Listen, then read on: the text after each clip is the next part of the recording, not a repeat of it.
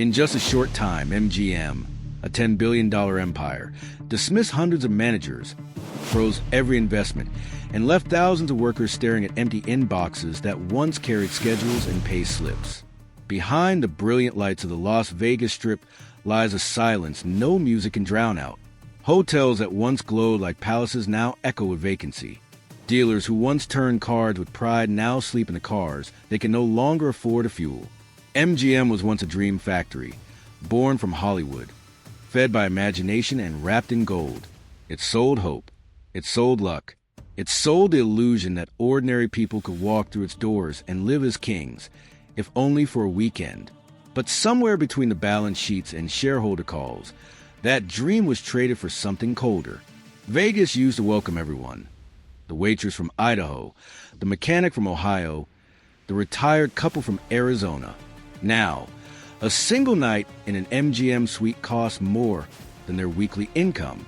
The promise of belonging has been replaced by an invitation written in invisible ink, visible only to the rich. Walk the Strip today and you'll still see lights, fountains, and laughter on the billboards. But listen closer. The fountains whisper a different tune.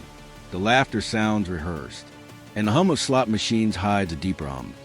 The sound of a city built on desperation, trying to remember how to feel alive. Vegas was never supposed to be perfect. It was supposed to be alive. It was the only city that understood life was a gamble and invited everyone to play. Now, it's a city where the game is rigged before you sit down. Inside boardrooms lined with glass and silence, executives speak of optimization, synergy, and cost control. They nod at screens flashing numbers that rise and fall like heart monitors. But the lives those numbers represent don't appear on the chart. Every efficiency measure is a person erased. Every strategic pivot is a family displaced. When they say reduce headcount, they mean cut the heartbeat. When they say premiumize, they mean remove the poor. And when they say recovery, they mean for us, not for them. Vegas didn't lose its crowds by accident. It pushed them out, through prices, fees, and policies disguised as progress. The velvet rope grew longer, the welcome shorter. A city once built on inclusivity quietly reinvented itself as a playground for the elite. But the city can't breathe without its people. Behind every light bulb, every shuffled deck, every poured drink, is a worker who keeps the illusion alive. Now, those workers are vanishing. Their absence doesn't make noise, it makes quiet. And in Vegas, quiet is the scariest sound of all. The Strip never sleeps, they said. But look closer, it isn't awake either. It's on life support, artificially lit, artificially alive. A spectacle that refuses to admit it's dying. Every casino claims business is strong. Every investor call claims confidence. But the metrics hide the truth.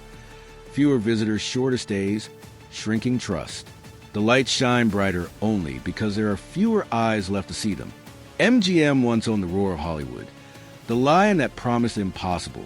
That roar echoed through generations, from the Wizard of Oz to the glowing towers of Mandalay Bay. Now, that roar is a whisper, stretched thin through marketing slogans and corporate apologies. The symbol of imagination has become an algorithm of greed. Vegas was never meant to be exclusive. It was meant to be electric.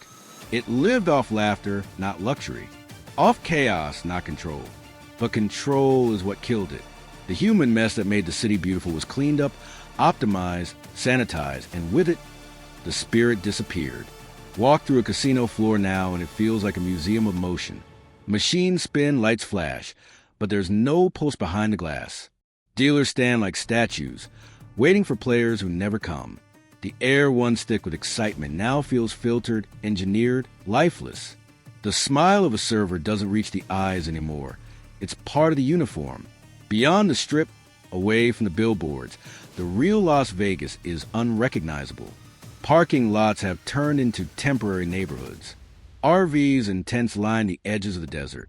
Men and women who spent decades serving guests now serve time in the endless wait for things to get better. They once lived to make others feel alive. Now they just try to survive the night. They call it the Vegas disconnect. The distance between the people who create value and the ones who drain it.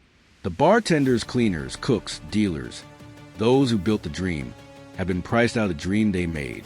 They work beneath the same neon lights they can no longer afford to live under. And yet, from the windows above, executives toast to record profits. The contradiction is staggering. Vegas used to turn small wins into legends. Now, it turns legends into losses. The city was built on luck, but now it worships certainty. Every bet hedged, every risk measured, every human replaced by data. The algorithm decides who belongs. It reads your income, your browsing history, your loyalty score, and sets your price accordingly. Vegas doesn't judge you by luck anymore. It judges you by your credit limit. This is the new architecture of greed, digital, invisible, efficient. It doesn't need security guards to keep people out. It just raises the price until they stop coming. But behind the numbers is a truth the data can't erase. A city without its people is just desert and light bulbs. The tragedy isn't that Vegas is dying. It's that it doesn't know it. It still performs its old tricks, lights, fountains, fireworks, hoping no one notices the emptiness between the sparks. But emptiness is patient. It waits, and every year it grows. You can't measure belonging in profit. You can't replace community with premium experiences. And you can't build loyalty on exclusion. Vegas tried, and it's losing. Downtown tells a different story. Away from the Strip, Fremont Street still breathes. It's messy, loud, human. Musicians play for tips. Locals laugh over cheap drinks. There's no algorithm there, no corporate strategy. Just life. It's what the Strip used to feel like before it sold its soul for spreadsheets. But the empire doesn't learn. It doubles down. MGM cuts staff, raises fees, builds new towers, and calls innovation. They say the lights of Vegas symbolize eternity. But even stars burn out when they run out of fuel. For decades, this city was a mirror of America, built on ambition, powered by illusion, sold as freedom. And now, as Vegas fades, so does the myth it represented. That greed could be glamorous.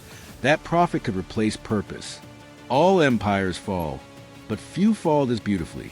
Vegas will not end with an explosion. It will end with a flicker. A final shimmer of light before darkness swallows the Strip. Somewhere under the noise, a whisper remains. A reminder that cities are not made of glass and money. They're made of people. And when those people are gone, the lights mean nothing. So the next time you see the glowing skyline, remember, not every light is a sign of life. Some lights stay on only because no one's left to turn them off. That's the true illusion of Las Vegas. Not the cards, not the shows, not the jackpot. The illusion is that the dream still exists. But dreams need dreamers, and most of them have already left. Maybe someday the roar will return, not from an MGM commercial, but from the voices of the forgotten, the workers, the wanderers, the believers who once made the desert bloom.